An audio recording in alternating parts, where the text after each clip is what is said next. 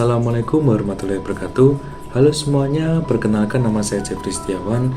NPM saya yaitu 2430104151. Saya dari program studi Sarjana 1 Akuntansi dari kelas K3. Di video ini kita akan bersama-sama mempelajari materi dalam perkuliahan yaitu pengantar bisnis.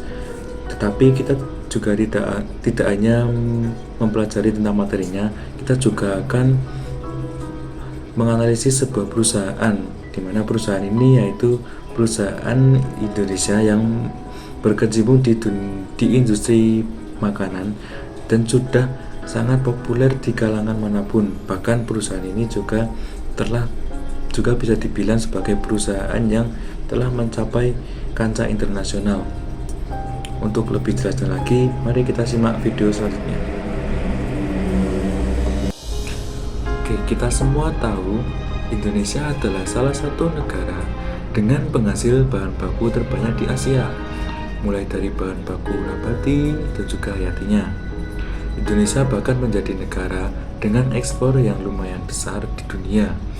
Dengan kekayaan alam yang sangat melimpah ini, kita dapat menghasilkan berbagai macam produk-produk yang berkualitas dari hasil pengolahan bahan baku yang ada di sekitar kita, mulai dari nabati dan juga mulai dari hayatinya. Maka dari itu, di masa sekarang ini, perusahaan-perusahaan di Indonesia sedang berlomba-lomba dalam melakukan inovasi-inovasi untuk terus mengembangkan berbagai macam produk-produk di Indonesia ini sebagai sumber ekonomi yang akan terus berjalan seiring dengan berjalan waktu dan juga sebagai perkembangan ekonomi yang ada di negara kita. Oke, kita akan sedikit menganalisis tentang salah satu perusahaan di Indonesia yang dimana perusahaan ini dia bergerak di bidang pengolahan makanan. Tidak hanya makanan, perusahaan ini juga bergerak di bidang pengolahan minuman juga, dan juga bahan-bahan pokok lainnya, yang dimana perusahaan ini sudah menghasilkan beberapa produk-produk, dimana produk-produk ini sudah sangatlah tidak asing bagi kita untuk menjumpai produk-produk tersebut. Bahkan salah satu produknya dari perusahaan ini sempat menjadi salah satu bahan pokok utama di salah satu negara di dunia ini. Nah, perusahaan ini memiliki beberapa cabang yang begitu luas dan juga banyak yang ada di Indonesia. Mungkin semuanya sudah tidak asing dengan nama PT ini atau perusahaan ini, yaitu perusahaan ini bernama PT Indofood Sukses Makmur. Nah, siapa sih yang tidak mengenal dengan perusahaan ini? Dimana perusahaan ini adalah salah satu perusahaan terbesar yang ada di Indonesia yang sudah berjalan di bidang makanan dan juga di bidang pengolahan. Perusahaan ini sangatlah terkenal. Perusahaan yang dipimpin oleh Antoni Salim yang didirikan pada tahun 1971 sudah sangat mendunia, dan mereka sudah mengekspor beberapa produk yang mereka hasilkan sebagai bahan baku yang akan dipergunakan di dalam negeri maupun juga di luar negeri. Nah, di mana perusahaan ini didirikan oleh Sudarno Salim, di mana ini adalah ayah dari Antoni Salim, yang di mana Antoni Salim ini adalah anak dari Sudarno Salim, yang di mana dia adalah pemegang dari perusahaan PT Indofood Sukses Makmur yang sekarang sudah dia kelola dari tahun 1971. Nah, perusahaan ini memiliki cabang hampir di semua daerah yang ada di Indonesia. Bahkan tidak di Indonesia, mereka juga memiliki beberapa cabang yang ada di dunia. Mereka memiliki salah satu komitmen, yaitu bermutu, aman, dan juga halal untuk dikonsumsi. Karena PT Indofood ini dia bekerja di bidang pengolahan makanan dan juga minuman, maka mereka berkomitmen untuk mengedepankan salah satu produk yang dimana produk ini memiliki tingkat kehigienisan yang tinggi, kandungan gizi yang diperuntukkan untuk kalangan-kalangan yang membutuhkan, kemudian memiliki sertifikasi halal yang dapat dikonsumsi oleh semua kalangan yang ada di dunia ini, yang memiliki perbedaan agama dan juga perbedaan sudut pandang dalam mereka ingin mengkonsumsi suatu makanan. PT Indofood Sukses Makmur adalah perusahaan makanan perdana di Indonesia yang dimana ia telah menguasai pangsa pasar di dalam negeri dan juga di luar negeri melalui berbagai produknya, termasuk mie instan, ada tepung terigu, kemudian ada berbagai merek minyak, dari lemak nabati juga ada, kemudian ada beberapa makanan bayi, ada makanan-makanan ringan, dan juga produk-produk lainnya seperti bumbu-bumbu dapur dan bumbu-bumbu masak-masakan. Ada beberapa merek-merek di mana merek-merek ini adalah salah satu merek dari Indofood Sukses Makmur yang sudah mendunia dan juga memiliki tingkat pembelian yang tinggi. Sebagai contoh itu seperti mie instan, di mana ini tuh bermerek Indomie, ada Supermie, Sarimi, dan juga mie Sakura. Ada juga beberapa hasil dari PT Indofood yang berupa minyak bumi seperti minyak bimoli, kemudian ada juga margarin, kemudian ada beberapa makanan ringan seperti ciki dan juga jets. Tidak hanya itu juga, mereka juga memproduksi beberapa makanan bayi seperti Promina dan juga Sun. Kemudian ada kecap yang langsung dari Indofood. Nah, itu adalah beberapa merek produk yang dihasilkan oleh PT Indofood, yang dimana produk-produk ini sudah sangatlah terkenal dan juga sudah sangatlah banyak kita temui dimanapun lah, di toko-toko kecil maupun di toko-toko besar. Pastinya kita dengan mudah menemukan produk-produk yang dihasilkan oleh PT Indofood Sukses Makmur ini. Saat ini kita tahu Indofood adalah sebuah perusahaan yang dimana dia membuat mie instan terbesar dan membuat bumbu-bumbu terbesar di dunia, dengan kapasitas produk yang mereka buat itu sekitar 13 miliar bungkus mie dan 3,6 juta ton tepung terigu per tahun. Nah, Indofood juga memiliki jaringan distribusi terluas di Indonesia, di mana produk yang menjadi andalan dari perusahaan ini yaitu adalah produk mie instan yang sering kita kenal dengan merek Indomie. Pada sekitar tahun 1990-an, perusahaan ini menguasai produk mie instan di seluruh Indonesia dengan segala sumber bahan dan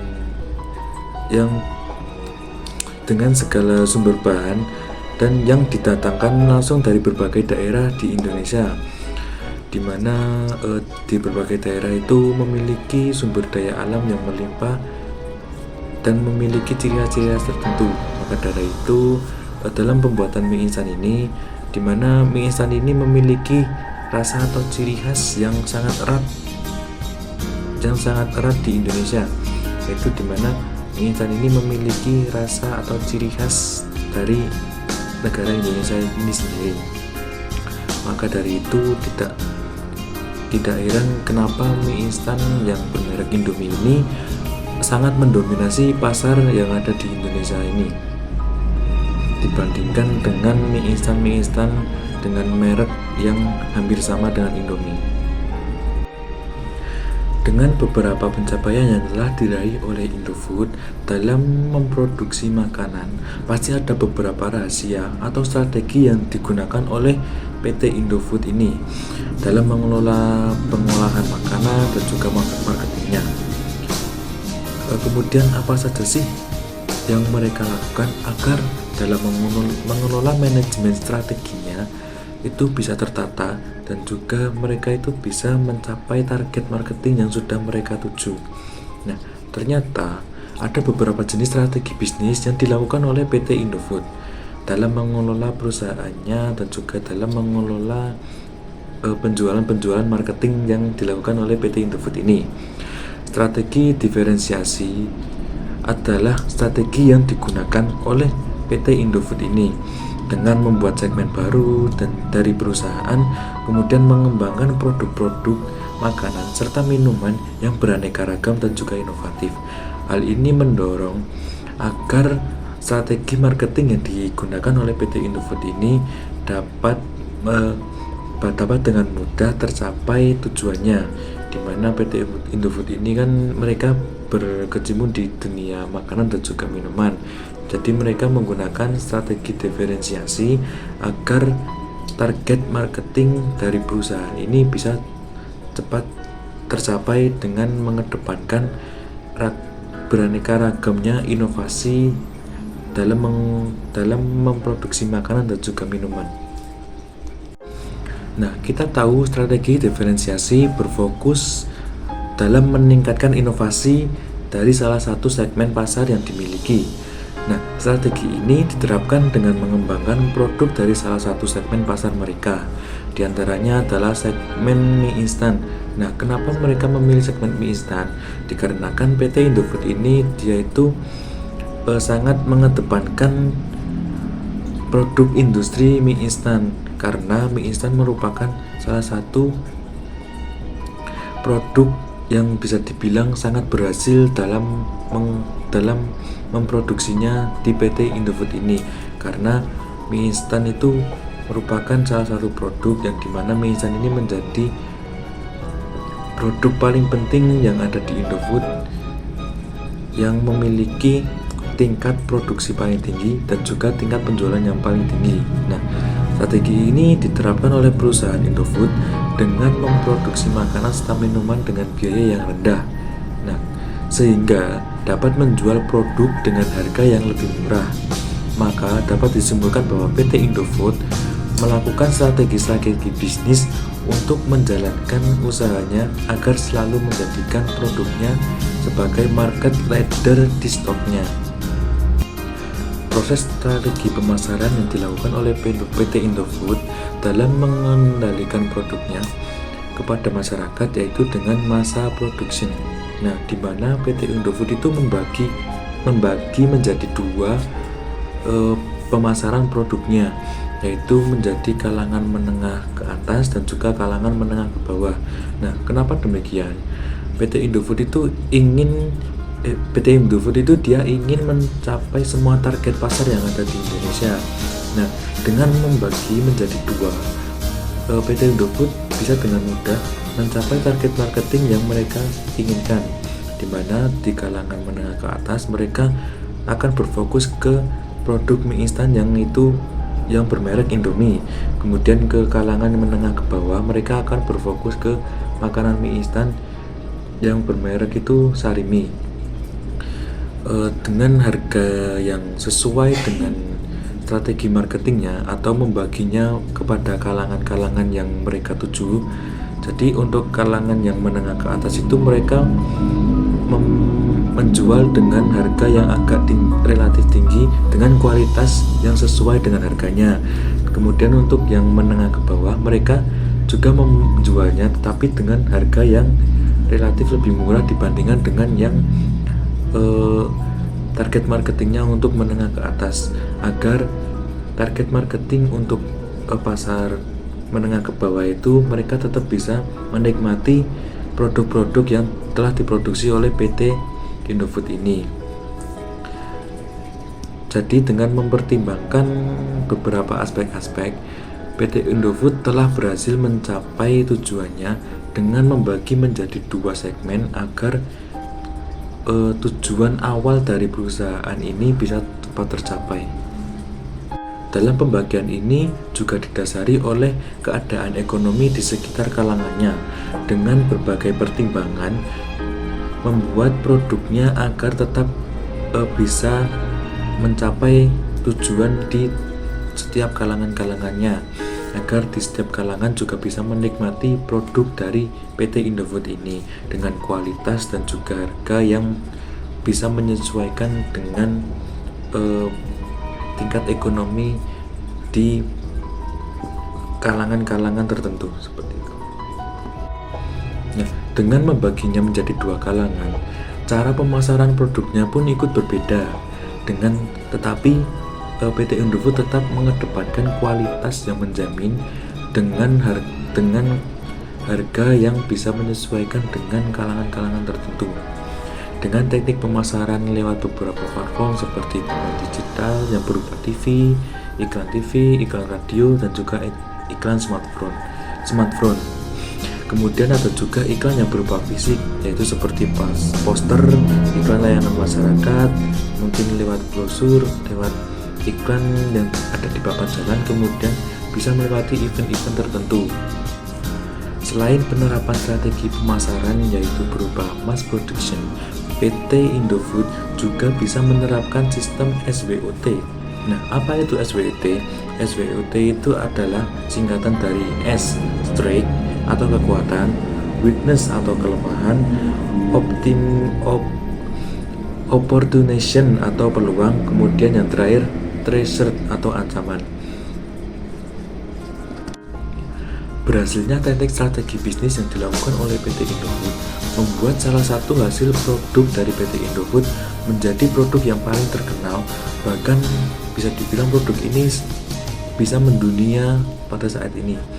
Produk yang terkenal bahkan memiliki cita rasa yang sangat khas dari negara Indonesia. Nah, produk ini bisa kita sebut sebagai Indomie.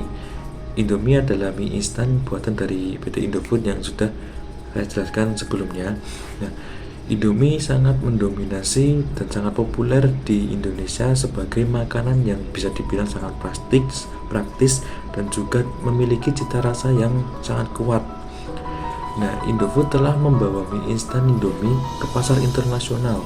Selama kurang lebih 20 tahun, Indomie menikmati popularitas tinggi di negara-negara sekitarnya. Tidak cuma di Indonesia, tetapi bahkan tidak cuma di Asia. Indomie telah mencapai negara-negara di Eropa, Afrika, dan juga Australia. Meskipun Indomie bisa terbang ke berbagai negara yang ada di dunia ini, kita juga bisa menemukan Indomie secara instan, yaitu di beberapa minimarket, bahkan di toko-toko kecil yang ada di seluruh Indonesia ini. Karena Indomie itu adalah produk yang bisa dibilang sangat praktis dan juga murah dan juga bisa ditemukan di mana aja. Nah, keberhasilan dari PT Indofood tidak luput dengan adanya peran dari Antoni Salim selaku owner dari PT Indofood sendiri. Bagaimana sih cara dia mengelola perusahaannya agar perusahaannya itu bisa mencapai keberhasilan sampai dengan saat ini, atau perusahaannya itu bisa mencapai target yang sudah dituju oleh Antoni Salim awalnya. Nah, Antoni Salim tentu saja dibantu dengan beberapa timnya yang berambisi besar bahwa perusahaan yang ia kelola ini akan mendunia dan berkembang dengan pesat. Hasilnya benar saja, perusahaan ini berkembang menjadi perusahaan yang sangat besar dan bahkan sampai ke kancah internasional. Antoni Salim selaku pemilik dari perusahaan ini melakukan kepemimpinan dengan gaya kepemimpinan, yaitu memotivasi karyawan, membantu karyawan dengan terus berkomunikasi dengan antar karyawan, kemudian memotivasinya agar karyawan bisa ikut berkembang seiring dengan berkembangnya perusahaan yang telah dipimpin oleh Antoni Salim.